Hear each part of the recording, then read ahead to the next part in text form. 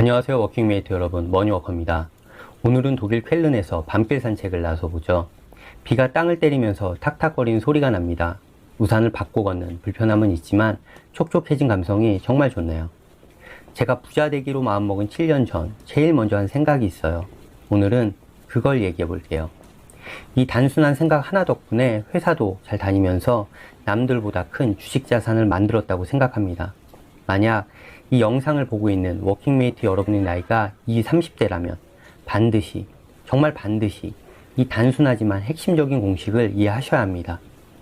감정을 싹 다 걷어낸 자본주의 시장은 어떤 놈이 가장 큰 숫자를 만들어내는가, 이 뼈대만 남게 되죠. 모든 게임엔 룰이 있듯이 이 바닥도 마찬가지입니다. 그래서 게임의 룰을 잘 이해하고 실행하는 놈은 승자로 살아갈 수 있습니다.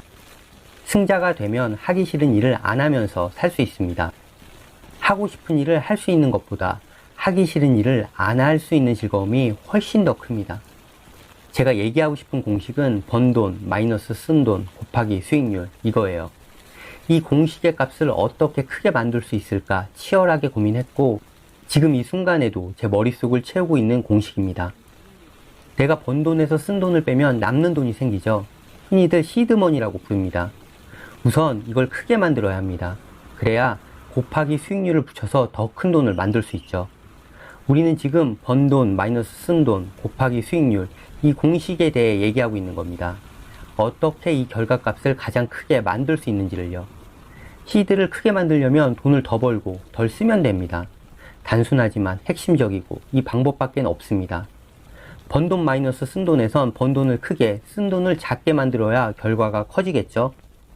좀 더 들어가 보죠. 여기선 내가 돈 버는 능력과 돈 쓰는 능력을 점검해 봐야 합니다. 직장인의 돈 버는 능력은 어떨까요? 매월 숫자가 잘 바뀌지 않기 때문에 월 얼마씩 벌고 있는지는 정확히 알고 있죠. 근데 안타깝게도 돈 버는 능력을 크게 개선할 수는 없습니다. 직장인이 돈 버는 능력의 본질은 시간과 돈을 교환하는 구조이기 때문이에요. 출퇴근 시간 2시간, 회사 안에서 일하는 시간 8시간, 회사 밖에서 사람 구실하는 플러스 알파 시간, 이렇게 최소 10시간 이상을 회사에 제공하고 월급이라는 대가와 교환하고 있는 거죠. 이 시간을 얼마나 효율적으로 쓰는지와는 관계없이 매월 같은 돈을 받습니다. 직장인의 돈 버는 능력은 이런 구조 안에 있기 때문에 폭발적으로 늘릴 수 없다는 얘기입니다. 이걸 더 늘리려면 퇴근하고 알바를 통해 더 많은 시간을 돈과 교환하던가, 아니면 스마트 스토어, PDF 책, 유튜브 같은 잘 되면 폭발적으로 성장할 수 있는 일에 시간을 갈아 넣어야 합니다. 근데 이걸 해낼 수 있는 직장인이 과연 얼마나 될까요? 10시간 이상을 회사에 제공하고 녹초가 된 상태에서 집에 와서 이걸 해낼 수 있는 사람이 있을까요? 근데 열에 하나는 있고 그 하나가 되면 번 돈을 늘릴 수 있습니다. 남들 쳐놀 때 돈 버는 능력을 향상시키는 그 누군가가 실제 있다는 얘기입니다. 다음은 돈 쓰는 능력입니다. 여기서부터는 슬슬 구멍이 나기 시작하죠. 내가 얼마를 쓰고 있는지 잘 몰라요. 내가 숨만 쉬어도 나가는 고정비가 얼마인지, 그 외 다른 소비는 어느 규모에서 움직이는지, 어떤 방법으로 소비를 허락하고 통제하는지 기준이 없습니다. 돈 쓰는 건 그냥 평범한 일상이기 때문에 큰 신경 안 쓰고 하루하루를 살아가고 있는 거죠. 피곤하게 이런 것까지 따져가면서 인생 살고 싶지 않죠. 당연히 그럴 수 있고 그런 가치관 존중합니다. 하지만 부자 되는 길에선 자진 하차해야 됩니다. 돈 쓰는 능력은 지질이 궁상 떨면서 근검 절약하는 능력이 아닙니다. 내 돈이 어디로 흘러나가는지 점검해보고 혹시 구멍이 난 곳은 없는지 살펴보고 만약 있다면 그걸 개선시키는 능력입니다. 내 소비가 어떤 규칙 안에서 통제받고 움직이는지 보는 거고, 만약 그런 게 없다면 그 규칙을 만들어주는 능력입니다. 저도 한 번 사는 인생 지질이 궁상 떨면서 입을 것 못 입고 먹을 것 못 먹으면서 극단적으로 살고 싶진 않습니다. 이렇게 나의 돈 버는 능력과 돈 쓰는 능력을 점검해서 번 돈 마이너스 쓴 돈을 내 상황에 맞는 최대 고정값으로 만들어야 합니다. 만약 이 두 개 중에 하나라도 구멍이 나 있으면 그걸 개선시켜서 부자가 되는 기초인 남는 돈을 만들라는 얘기입니다. 돈 버는 능력이 탁월하지만 부자가 못 되는 사람은 100%돈 쓰는 능력에 구멍이 나 있는 사람입니다. 반대로 돈 쓰는 능력이 천재급이라도 돈 버는 능력에 구멍이 나 있으면 부자가 못 되죠. 이 두 변수는 이런 관계가 있는 숫자입니다.